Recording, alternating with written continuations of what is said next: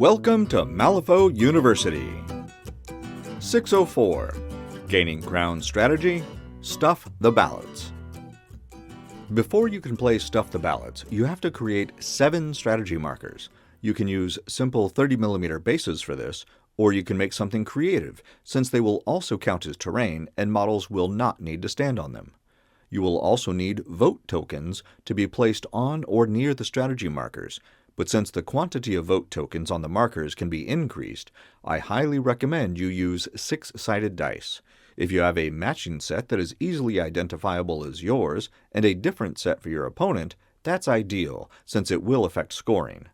Easy printable strategy markers and tokens are available from the link to the Wargames Vault in the notes below.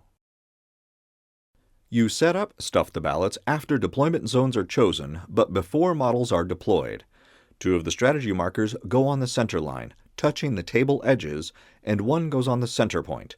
Place the remaining 4 strategy markers on the plane area with 1 in the center of each table quarter. The simplest way to find the center is to measure 9 inches along each side from the corner and then 9 inches in from those points. These strategy markers are height 5, blocking and impassable. Impassable means models cannot move through them unless the model has the incorporeal ability, flight, or something similar. You also cannot overlap the base of a model or other marker with these impassable strategy markers. Height and blocking means that they block line of sight for any model size 5 or shorter, which is all of them, that draws line of sight through the marker. This also creates a shadow of 3 inches around the marker, which provides cover to any model within the shadow when another model can successfully target that model with a projectile attack. Other non-melee ranged attacks are not affected though. Cover adds +1 to the defense trait of the targeted model and imposes a negative modifier on any damage flips resulting from the projectile attack. The goal of Stuff the Ballots is to control the strategy markers by placing more of your vote tokens on them than your opponent. But there's a limit. The strategy markers completely on your half of the table are worth 0 points to you. All other strategy markers count equally, whether they are on the center line or completely on the enemy half of the table. If you have wedge or standard deployment, and this is your half of the table, these 5 strategy markers would count for your scoring because these 2 are completely on your half of the plane area. In flank or corner deployment, you would have 6 markers to work with. The center line runs through the center of these 2 table quarters, so there are a total of 5 strategy markers on the center line and 1 completely on each table half. While the strategy markers completely on your half won't score you victory points, you can possibly keep your opponent from scoring with them. Let's take a look at how all this works. On every turn after the first, you can get control of a strategy marker with a model within 1 inch of the marker taking the interact action. There are no exceptions to this, so the model must be able to interact normally. If it's insignificant, has a summon upgrade, engaged, or took the disengage action, it won't be able to do it. Also note that you're not targeting the strategy marker in any way, so line of sight is not an issue. When a model within 1 inch of a strategy marker successfully interacts, it puts a friendly vote token on the marker. This is where the dice can come in handy. You can put a 6-sided die with the 1 facing up for your token. If you add another 1, flip the die over to the 2, and so on. When the other player puts a vote token on the same strategy marker, she can use a different 6-sided die to represent her vote tokens. Easy peasy. However, as soon as a strategy marker has 6 vote tokens on it in any combination of friendly and enemy tokens, all of the vote tokens are immediately removed. Then no one has control of it. So if you put several vote tokens on the strategy marker on your half of the table, you'll effectively block your opponent from scoring with it, or at least delay him.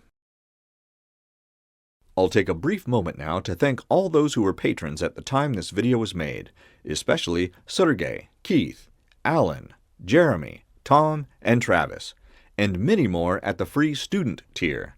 Your support is essential to bringing these videos to life. At the end of each turn after the first, a crew gets 1 victory point if it currently has control over more strategy markers than it has scored VP for the strategy. So if you control 1 strategy marker at the end of any turn after the first, you get 1 victory point. To score another victory point, you'd have to control 2 strategy markers at the end of the turn, and so on. No matter how it adds up though, you never score more than 1 victory point in any turn, and the strategy markers that are completely on your half of the table don't score you any victory points. Let's see this in action. The Crossroads 7 are going against Nekema Broodmother's crew in the Stuff the Ballots strategy. They have corner deployment, so each crew has 5 strategy markers with which they can score. For clarity in this video, we'll number the markers 1 through 7. Over the course of turn 1, 2 of the Corrupted Hounds make it all the way to this strategy marker thanks to their Nimble ability. With that same ability, the other 2 Corrupted Hounds make it to this strategy marker, and all 4 are poised to place vote tokens on the markers next turn, but are not allowed to do so now because it is turn 1 and the strategy specifically says you can't put vote tokens on the strategy markers until turn 2. The Lilu and Lilitu both hang out by the strategy marker in their deployment zone until next turn.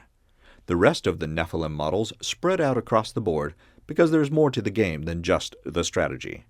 For their part, the Crossroads 7 take a few ranged shots at the Nephilim, but to no major consequence. They move a bit, and Yannick Waller moves into what she feels is a better position to guard the strategy marker in her deployment zone.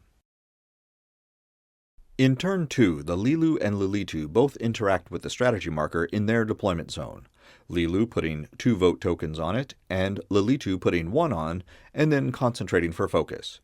In this way, the Crossroads crew will not only have to make it all the way across the board to reach this marker, but will have to interact with it 4 times, 3 to clear it, and once more to put another vote token on it to be able to score with it. Wrath charges over to the Corrupted Hounds and engages one while killing the other. He has no more actions to put votes on the marker, but he prevented the Neverborn from doing so, since the living Corrupted Hound is now engaged and cannot take the interact action. Both Envy and the Hodgepodge Effigy walk to strategy marker 4.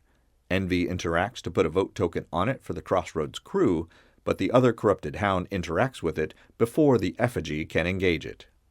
Lust dashes forward to put a vote token on strategy marker 3, and the Blood Hunter and Nekema make short work of her. When they're done, Pride sneaks over to the strategy marker and puts another vote on it for good measure. Sloth kills the Terror Tot, and Gluttony uses Maddening Drums to push the Black Blood Shaman over to the corpse marker and remove it, getting the Shaman away from strategy marker 2. Greed then gets to close the distance to the marker and interact to put her vote on it. Both the remaining Terror Tots run over to the strategy marker in the corner and put votes on it. By the end of the turn, the Nephilim have control over marker 7, which doesn't score them anything, and marker 1. Both crews have 1 vote on marker 4, which means neither crew has control. The band has 1 vote on marker 2 and 2 on marker 3, giving them control over both of those markers. Each crew needs to control only 1 marker to score this turn, so they both earn their first victory point for the strategy. Looking forward into the game, we can see that marker 4 is the only contested marker right now. If either crew were to put just 1 more vote on it, that crew would gain control. If either or both crews were to keep adding vote tokens until the strategy marker had 6, then all the vote tokens would be removed, and no one would have control until someone put another vote token on the empty strategy marker. That's the Gaining Ground strategy, Stuff the Ballots. Pick up a printable set of all the markers and tokens you need to play Malifaux in the Wargame Vault. If you haven't already, join us on Patreon to receive early, ad-free access to all new content, and be sure to visit the Malifaux University gift shop for the latest in Malifaux-themed shirts, hoodies, drinkware, and more. Links are in the notes below. And remember, play friendly games, keep it simple, and have fun.